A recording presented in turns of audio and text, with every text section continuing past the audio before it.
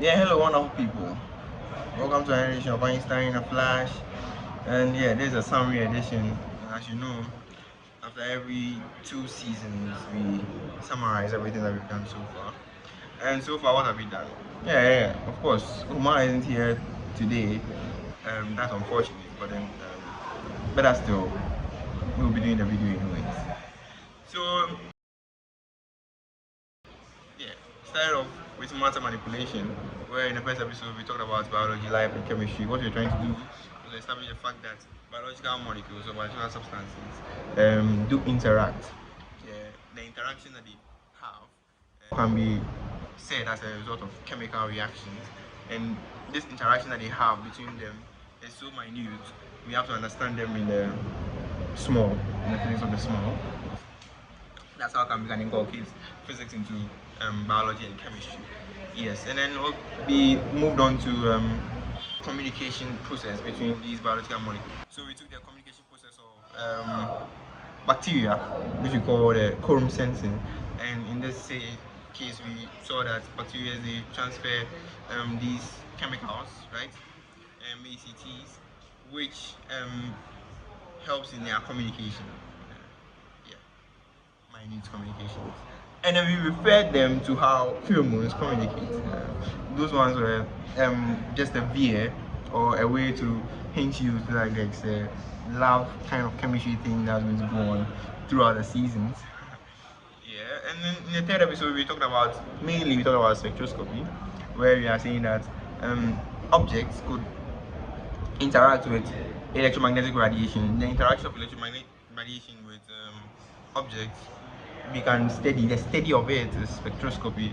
Then we saw that when objects absorb energy, they emit or they scatter radiation. This radiation that they absorb, and this scattered radiation, we could observe it and we could see the particulate entities in that object. And then moving on, we went to yes, nanotechnology. Of course, that was an interesting one where we saw how we can be able to miniaturize our technologies into technologies of the small, machinery of the small, so that we can be able to do the intricate things that we can't do normally. Yeah, so we are talking quantum. We are talking about the small, we're talking about everything about the small. And I think that the small is very interesting. It's a very interesting space to be in as a scientist. So why don't we enter or indulge ourselves into nanotechnology so that we can be able to see how these things will work actually, but we can't do that without the help of the machine. When we came to episode 5, where we saw telekinesis and telekinesis, we just saw that we can be able to manipulate matter, yeah, without the science or the physics that we have so far. And so far, what the physics that we have all the scientists, the top scientists that we have of old, and they trying to understand how the atom works. Bohr came in and then saw that there is this structure of the atom. He brought a specific structure of the atom and brought about some specific behaviors of the atom, where we were seeing that there's something that we have to account for in the quantum realm. But this wasn't actually realized until Stern and Geller came in the Stern-Geller experiment, where we found out that we can move the electron, right, when it's exposed to a magnetic field. So what we're trying to build up on or develop on was the manipulation of matter, and we were able to find out that when we inculcate or we add the theories that Hartree and Fock, these are the scientists that came and then they attested or they tried to use the Bohr's method of understanding the atom, and then they added it into their equation so that they can understand how multi-atoms or multi-electron atoms work, because Bohr only targeted only one electron atom, so Hartree wanted to delve into multi-electron atom case. Then season 6. So this is where we're trying to manipulate energy instead of matter. So first episode we did interview. That was an interesting episode. And then we moved on to the manipulation of electricity. Generally it was the manipulation of energy, but then we delved into electricity. And then we saw that electrical energy doesn't actually move through wires. What moves through wires are electrons, but electrical energy actually moves through the air. Yes, and they move through the air because of the movement of the electrons, creating an electric field, and then in turn creating a magnetic field, because from these electrical scientists that we have, we said the changing electric field creates a magnetic field. So this creation of electric and magnetic fields creates room for the electrical energy to move through the air from the battery to the light bulb in that situation. And then we moved on to using that manipulation of energy to understand the Higgs boson. Yeah, that's the God particle. Yes, but we didn't delve into the Higgs boson per se. We entered into strings theory and then we combined the two using a method where we can use sound waves to, move the strings. Thus, we do not need to use nanotechnology because it won't help us.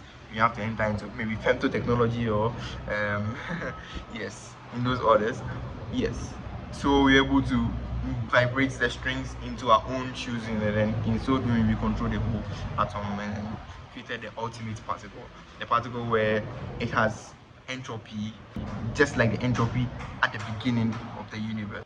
Then we moved on to episode 9, interesting stuff. We're trying to do telepathy, where we're trying to not read the minds of people, but then transport information into the minds of people directly. That was interesting.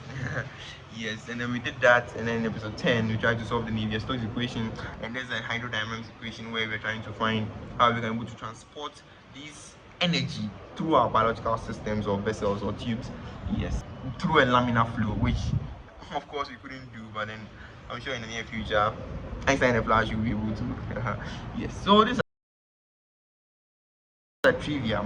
The whole thing that we're trying to talk about, the underneath all these theories, we're trying to talk about illusions. Let me give you a simple explanation to or something to take home.